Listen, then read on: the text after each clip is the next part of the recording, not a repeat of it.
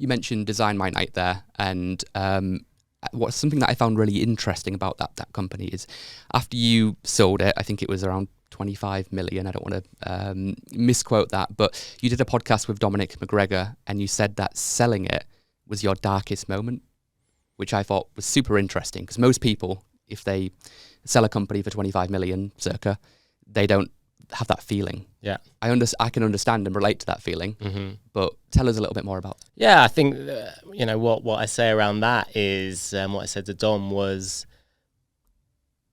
my identity for 9 years was Design My Night. So my family, my friends, my business life everything was about Design My Night. I woke up every morning. The first thing I would do is pick up my phone, look at Slack, look at emails. It's about Design My Night. So it's a very, very strange scenario to wake up one morning and just have quiet. It's some people's dream, but it was the first time I actually sat and thought to myself, what am I going to do? Like, what's my purpose here? Like, what gives me joy? What gives me happiness? Money is great, and I think money allows you to have those thoughts of, okay, look, I've got the financial freedom to do what brings me joy and other people joy. So that's the good thing about money. But just having money and buying stuff doesn't give me joy, at least, or purpose.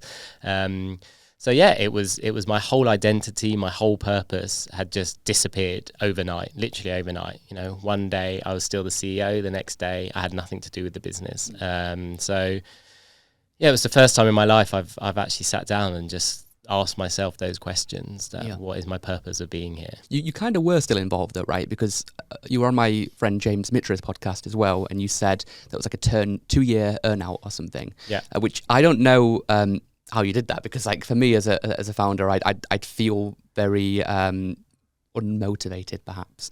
Maybe I shouldn't be saying that in case I do sell one day, but tell me a little bit about that 2-year period. Were you motivated? Were you happy? And did you feel purpose? Yeah, I mean, it's pretty standard. So, when the exit is of a certain value, it's very rare that the acquiring company is just going to let the founders disappear from day one. They want that smooth transition. They'd done the deal in such that we were financially motivated to hit targets for those 2 years as well.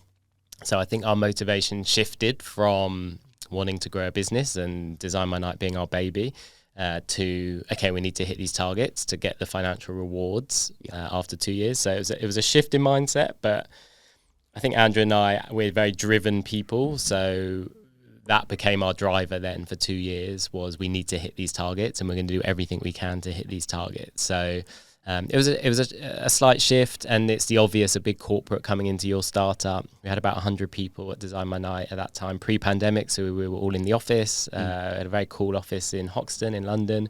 So yeah, a corporate coming into that was tough. Yeah. But I think those 2 years was just us telling them to trust us. Like, you've given us these targets, we'll listen to you, but we run this business for 7 years. So just help us, sort of try not to get in the way. So you obviously get that friction, but they weren't too bad and we did succeed. So we all shook hands at the end, very happy. Yeah.